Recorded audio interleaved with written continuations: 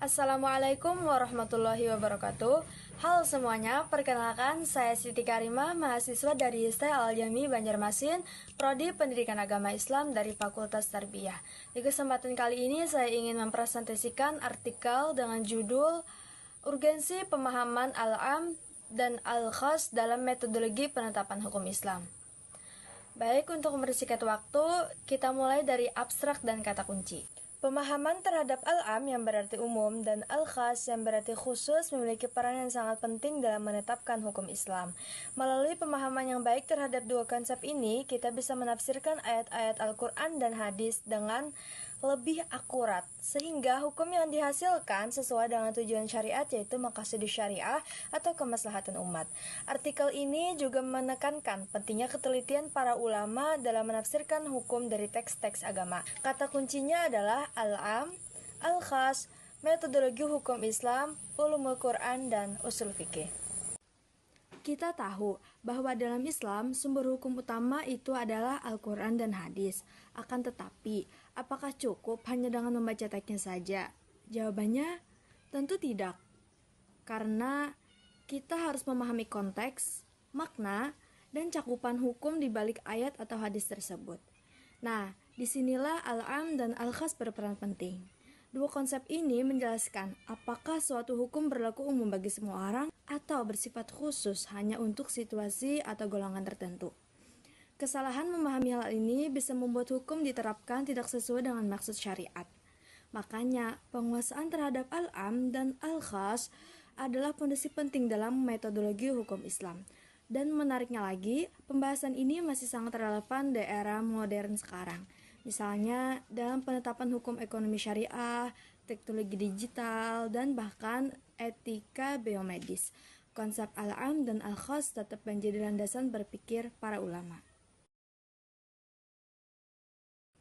Oke, sekarang kita membahas sedikit tentang teori dasarnya. Secara bahasa, al-am itu berarti sesuatu yang mencakup semua individu tanpa pengecualian. Sedangkan al-khas berarti sesuatu yang hanya mencakup kelompok tertentu. Contohnya misalnya kata anas. Kata anas artinya manusia secara umum.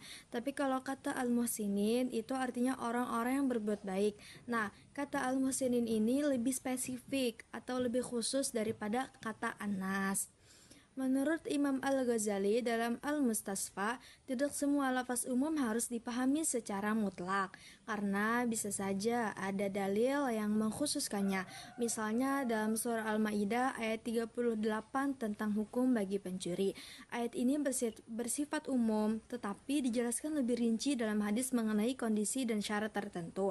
Sementara As-Suyuti menekankan bahwa untuk memahami al-am dan al-khas dengan benar, kita perlu menguasai ilmu bahasa Arab seperti nahwu, shoraf, balaghah, dan lain-lain. Sedangkan Wahbah Az-Zuhaili, seorang ulama kontemporer, mengatakan bahwa dua konsep ini sangat penting agar hukum Islam bisa terus relevan mengikuti perkembangan zaman tanpa keluar dari prinsip syariat. Penelitian ini menggunakan pendekatan kualitatif dengan jenis penelitian kepustakaan atau library research. Sumber datanya berasal dari kitab klasik seperti kitab Al-Itqan karya Imam As-Suyuti, kemudian kitab Al-Mustasfa karya Imam Al-Ghazali, serta Al-Muwafaqat karya Imam Asy-Syatibi, juga beberapa literatur kontemporer.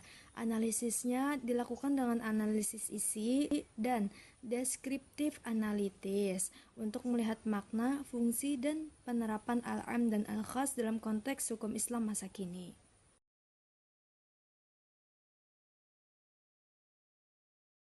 Nah, hasil penelitian menunjukkan bahwa al-am dan al-khas itu benar-benar berperan penting dalam menjaga keakuratan penafsiran hukum Islam. Al-am memberikan dasar hukum yang luas, sedangkan al-khas mempersempit atau mengkhususkan hukum itu agar penerapannya tepat sasaran. Contoh yang sering dibahas adalah larangan memakan bangkai dalam surah Al-Maidah ayat 3. Ayat itu bersifat umum, tapi kemudian hadis menjelaskan secara khusus bahwa ikan dan belalang tidak termasuk dalam kategori bangkai. Nah, inilah yang disebut taksis al-am atau pengkhususan terhadap lafaz umum. Para ulama seperti Imam Asyuyuti dan Imam Al-Ghazali menegaskan bahwa tidak boleh menetapkan hukum dari lafaz umum tanpa memperhatikan kemungkinan adanya dalil yang mengkhususkannya.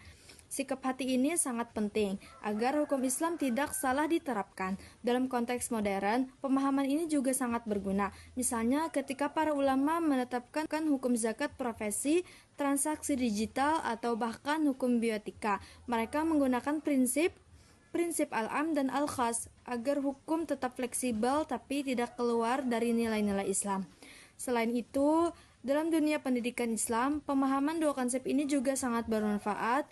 Guru atau dosen yang memahami al-am dan al-khas bisa mengajarkan ayat-ayat hukum dengan cara yang logis dan kontekstual, sehingga peserta didik bisa memahami Islam secara rasional dan moderat.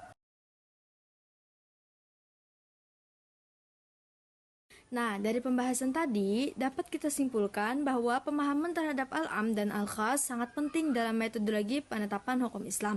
Keduanya membantu kita menyeimbangkan antara teks wahyu yang bersifat universal dan penerapan hukum yang sesuai dengan konteks zaman. Dengan memahami kedua konsep ini, seorang mujtahid dapat menetapkan hukum yang lebih adil, rasional, dan sejalan dengan tujuan syariat Islam, yaitu kemaslahatan umat. Singkatnya, al-am dan al-khas bukan sekedar pembahasan bahasa, tapi juga merupakan dasar berpikir dalam hukum Islam yang tetap relevan sepanjang masa. Baik, itu tadi pembahasan saya tentang urgensi pemahaman al-am dan al-khas dalam metodologi penetapan hukum Islam. Semoga penjelasan ini bermanfaat dan menambah pemahaman kita semua tentang pentingnya ketelitian dalam memahami hukum Islam. Dan terima kasih banyak atas perhatiannya. Salah khilaf mohon dimaafkan. Wassalamualaikum warahmatullahi wabarakatuh.